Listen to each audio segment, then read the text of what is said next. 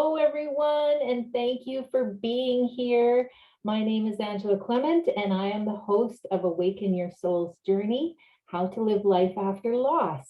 And today I have a special guest. His name is Dominic Murgido, and he is a writer, he's an editor, he's a commentator, he's a grief advocate, he's a highly regarded speaker, and he's the founder of a bereavement support group called Sud Spirit. And he publishes a quarterly newsletter as well, which actually brought me to him. And so I'm so excited and happy to have you here, Dominic. Thanks for coming.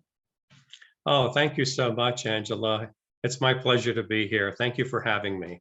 Yeah, so I thought, I just did a really brief introduction. I thought maybe you could just tell us more about what you do in your organization and all that kind of stuff. Sure. Yeah, absolutely.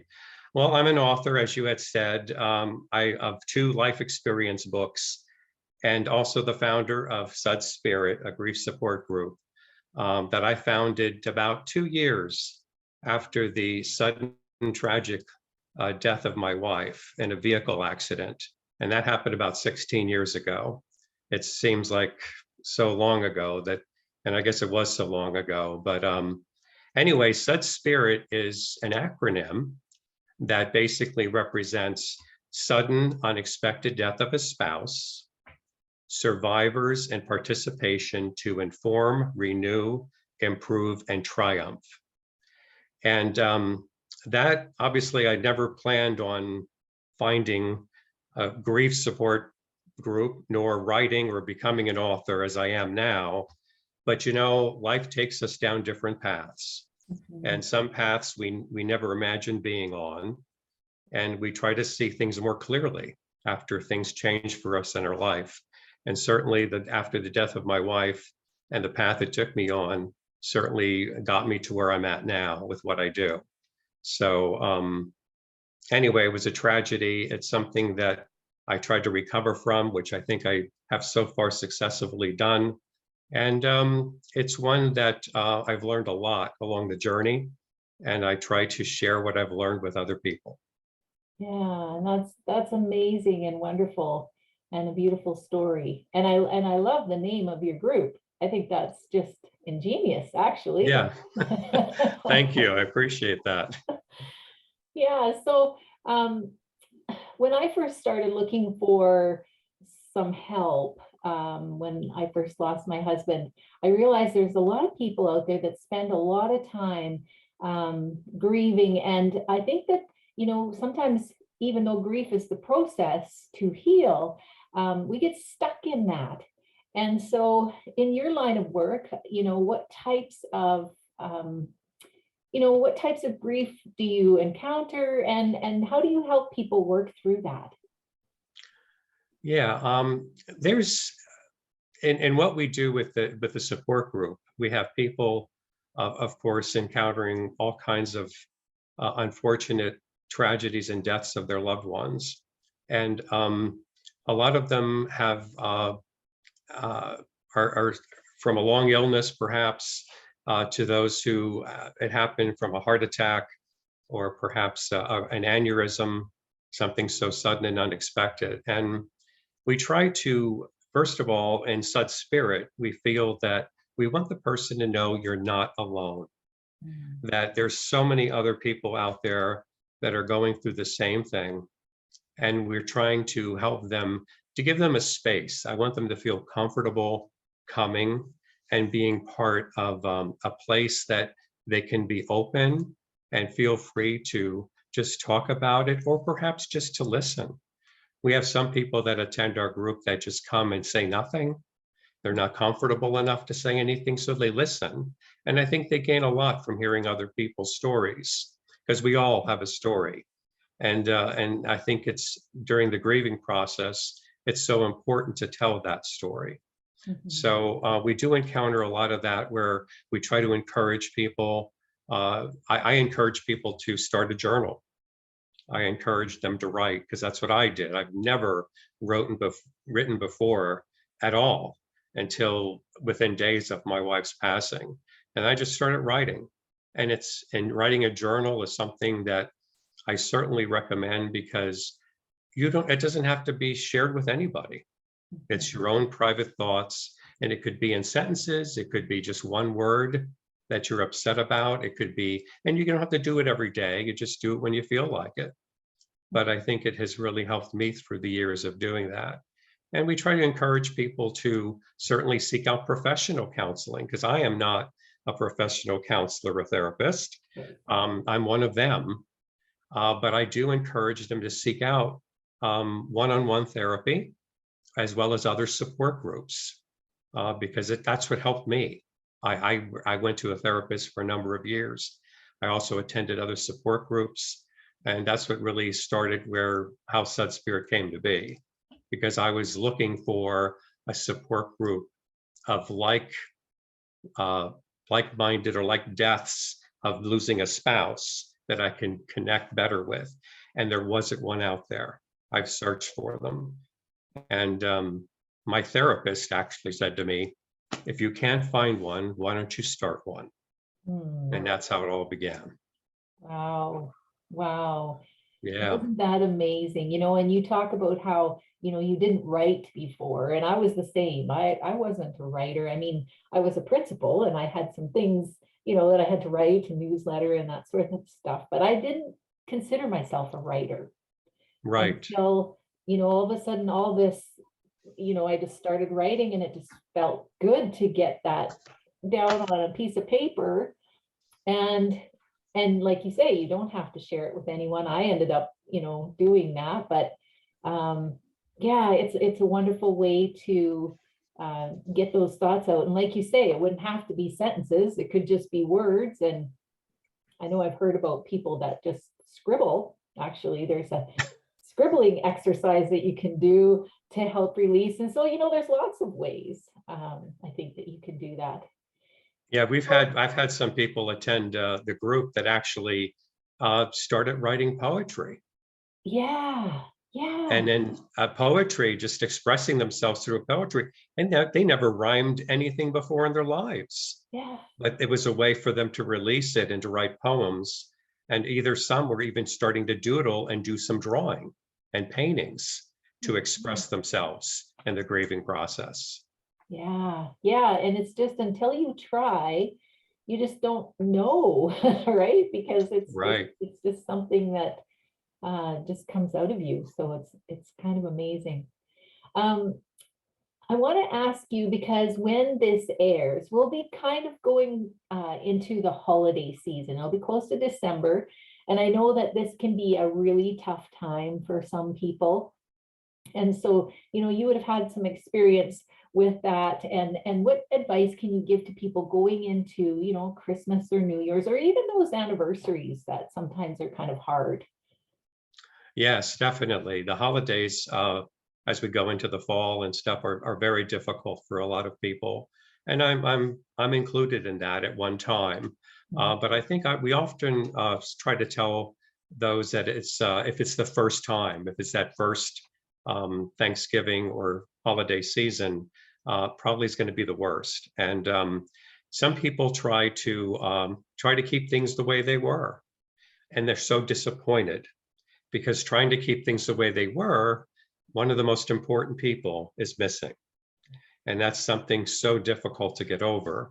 I, for one, on the first Christmas, tried to do that. And with my daughter, tried to do something together and try to keep things the way they were, minus her mom, my wife. And you know what? Afterwards, we both looked at each other and said, you know what? We can't do it the same way anymore, because it's not the same. So from that point on, I tried to create a new type of way of celebration, something different, something I mean, it was sad that we were missing the person, but it was time to move forward with another way of celebrating it. So I often encourage people that to do what they feel like it. If you don't feel like putting up decorations or having a big get together, then don't. So often people are forced into going to holiday parties, being with other people, and sometimes it's more sad for them to do that. So I often say to people, if you don't feel like doing it, it's okay to say no. It really is. And it's okay to do what you want to do. Don't be forced into something. One thing we often bring up in my group around that time of year is the fact that if you are invited to a party or something or an event and you feel like going, drive yourself there. Mm. Don't go with another party because you may have an uncomfortable situation that you may want to leave right now. And if you didn't drive yourself there, you won't be able to do that. So be able to leave when you can. Excuse yourself, apologize. Maybe there's triggers happening and it's time for you to leave and you don't want to be stuck in a bad situation. Right. Yeah, and that's Yeah. great advice. And that's where getting this kind of information out so that other people understand what can happen, right? And Yeah. understand that if you don't want to be involved or if you need to leave at some point because things are getting overwhelming, that that's okay. And that's just part of that process. And so yeah, I appreciate that. That's very helpful. Yeah, definitely. Yeah. Yeah, and the other thing that I was really curious about was something called post-traumatic growth. Because when you're going through the grief, it's like it feels like it's going to be forever and ever, and you're going to just live your life in sadness. And what I very much have found out through this process is there is a lot of hope, and post-traumatic growth really interested me because it's just talking about how a person can um, not only survive that loss but can actually thrive. And so could you speak to that a little bit? Sure. Absolutely. I think for myself, I think I realized maybe 4 years afterwards, I was still in my job at the time, but I felt like I was stuck. Mm. I wasn't able to move forward, and I wasn't sure what that was at all. I was very confused about what I was experiencing, but some things came to me that I had to do something different. I had to be motivated to move forward a little bit. And that was where I decided to retire early from my career at that time. And I did something that most people thought I was crazy about. Number one, retiring at a younger age. And on top of that, decided to sell my house, move to another state that I knew nobody, open a small business, and buy another house. Wow. And I did that all on my own. And I just jumped in with both feet to try to do something different. And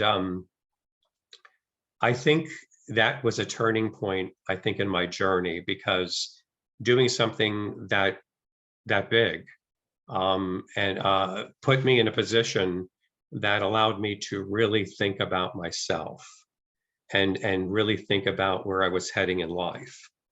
And also the one thing that was troubling to me at the time that I didn't even know I was troubled by it until that move, that relocation I did, was I realized that deep inside me, one thing that was holding me back was that I seemed to have a dislike, and I hate to use the word hate, but deep a deep hatred for the driver of the vehicle that killed my wife.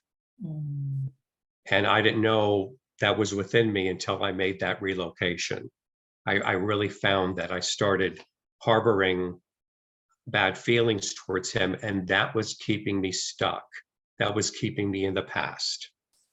So, one thing that I really had to do when I moved away was I had to really think about and meditate about it and pray for it, but I had to forgive him. Mm. And that forgiveness turned my grief around. Being able to forgive him for myself, forgiving to help me deal with that, it just lifted things off my shoulders and I felt renewal. I felt more repurposeful and I felt that I was able to move forward and be stronger after that forgiveness. And then eventually I moved back to Pennsylvania and was able to feel a rebirth within me. And that really was the turning point, one of the turning points of my journey. Yeah. And that's amazing because, I can see that would be very difficult. And, Yeah. just the whole, asking for help and, just because to do that on your own, I mean, it'd be a lot. Yeah. There was a lot. There was a lot. And I look back at it now and can't believe I did that. Mhm. But had I not done that, I don't know if I'd be as far as I am now. Yeah. You Yeah. know, I don't know. Yeah. Sometimes you have to take that risk. You have to make a choice and you have to just go with it. Yeah. Yeah. What wise words coming from someone who's experienced that. And, I can relate to the whole idea of, just uprooting because, that's basically what happened to me. I mean, as soon as he was diagnosed, it was shortly after we decided to move and, we moved here together. I retired from my position, so I was no longer working. And so when he passed away, I felt myself in this completely different place. It was just, where am I and what am I doing here? And what, I just kind of realized what happened, right? And, Right. but in some ways, that was what I needed. I needed that complete separation so that I could rediscover who I was and what I wanted to do. And so, yeah, I believe that's what kind of catapulted me into my post-traumatic growth. And I'm still very new to all of it, but I feel like that was a big part of it. Yeah. And I'm not Yeah. recommending Definitely. that everybody does that, but Right. like you say, it was something you had to do, you did Yeah. what you had to do. It was something I felt I had to do. And again, I wouldn't recommend for everybody to do what I did. But I had the resources to do it at the time, which a lot of people may not have that Right. to make that kind of huge move and expense. Um, and then moving back again, another expense Right. relative to that. So yeah, for me, it was what I had to do. A lot of people probably would think, no, I couldn't do that. I couldn't leave that house. I Right. couldn't, go to another address and be alone in a place I knew nobody. Right. So yeah, definitely. Yeah. And I found it difficult because we moved when he was sick. So all of the memories I had of this house were just of him being sick. And so I really had a hurdle to get through building new memories in this house and happy memories. And it was quite a hurdle for a while. I would go away on a trip and I would come back and the whole house would just hit me with all of this memory of him. And I really had to work at that. It was hard to change those thoughts and change that emotion. Yeah, I can really understand that because before I did that move, obviously I was in the same home Mhm. that we shared. And I got to the point after like about a year and a half, I started rearranging the furniture. Um, I moved things around so that things looked different to me. Even the bed in the bedroom, I had it facing a different way. I found ways to try to help ease those feelings of, chairs where we sat or what we did. And that helped me do that in mhm. the interim. Yeah. Yeah. And it just, um, you just start to think about, well, how do I want this? And how do I want, because that is the way to move forward, or at least I feel like that's the way to move forward, to just start to discover what's inside of you and who you are and what you want, because all this time you've been making decisions with somebody else always, right? Right. Yes, absolutely. Yeah. Yeah. So you've shared a little bit about how you've learned to live your best life after loss. I know You talked about earlier your letters to heaven. Maybe you could talk a little bit about those, because that was, certainly, I think, a good tool for some people. Yeah, absolutely. This is something that kind of came from my journaling. Sometimes the journal entries I do become very personal relative to me talking right to my wife in these journal entries. And then I started doing something beyond that. I would take a journal entry and think, you know what? Instead of putting it in my journal, I'm going to pull out a blank piece of paper and do it the old-fashioned way and get pen to paper and actually just write a nice letter to her. And I would actually address the letter to her and write to her about how much I miss her, some of the things I'm doing with my life now without her. Perhaps I would share something with her that about my daughter and the grandchildren she never saw. Perhaps I would talk about my moves and what I've been doing so far in the journey. And I would just be openly like I'm really sending her something that I know she's going to read. And I would just spend time doing that and even get to the point of signing it at the end, folding it up, putting it in an envelope, and even addressing it to her name. And I found such peace doing that. I found that it was a release of my feelings, my emotions. And then I would take that letter and I would put it in a drawer. And then maybe a week later, I'd write another letter, or maybe a month later, another letter. Again, it's what you decide to do. And you can do it that often, or maybe do it maybe on a birthday, anniversary, a holiday. It's your choice. Just like journaling, you write in sentences, incomplete sentences, single words, it's up to you. Nobody has to see it. You don't have to share it with anybody. But doing that kind of thing with a letter, I call it a letter to heaven because I'm writing to my wife and I'm trying to communicate to her what I'm doing with my life and how much of an influence she had to make me the person I am today and the time that we spent together. And then some people with a letter to heaven either will keep them, some people will wait at the end of the year with all the letters they've had and maybe open them up on the holiday or the end of the year, New Year's Eve, before the new, or maybe a change of a season like we're in now. Maybe they'll open the letters, read them out loud. Possibly they'll even if they have a fireplace, maybe have a ritual, a ceremony to burn them in the fireplace. Or if they have a fire pit outside, do the same thing as a way of expression with it. And maybe a new year, you start again with New Year's, a whole new year of letters to heaven. But that's what I've wrote about it. It's been in some of my newsletters, and actually it's in a couple of my books as well. Nice. Yeah. Yeah. And I really encourage people to, and maybe you can tell them a little bit more about your newsletters, and we'll certainly have a link so that people can go there and find them. Yes, absolutely. The newsletters, it came about after the group started.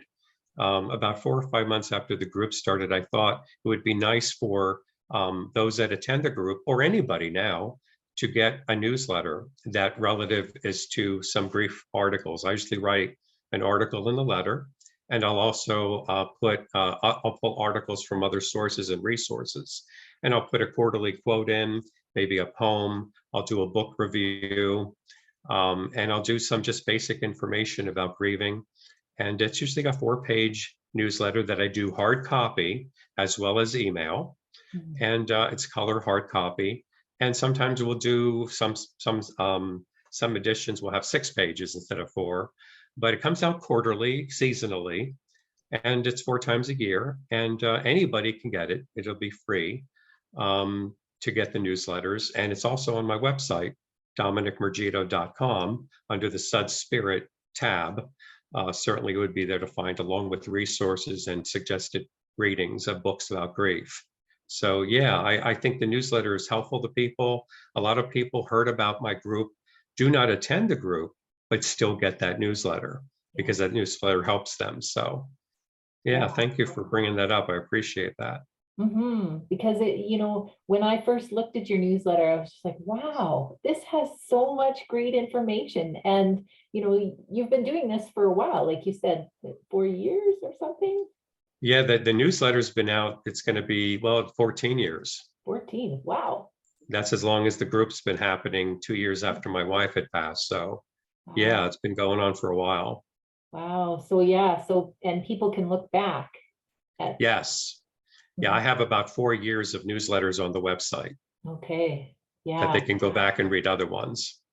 Awesome. Yeah. So I really encourage people to check those out because I was very impressed with what Thank you you. Thank you said. so Those, much. yeah, yeah, really impressed.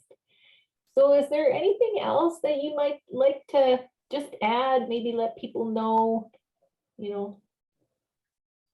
Yeah, I think along with the lines of, like you had mentioned, living your best life after your loss, I find that helping others helps me. Mhm. Um, with a support group, I volunteer, I'm active with nonprofits, and just helping other people seems to help myself. And I think that's something that I would suggest people to do, because I think you just feel better about doing it. The journaling, of course, I've already mentioned. I do a lot of reading as well. And I read grief books, I read self-help books because I think I need all the help I can get. And I also read books on philosophy a lot, which gives me a new perspective about life and where I'm heading. One other thing I wanted to add is don't take your loved ones and friends for granted. That's something I learned. And it's something we try to do, but most times we don't. And since my wife died, that's a hard lesson to learn because I no longer take people, my friends, my family for granted for that. I also want to just say that practice self-care.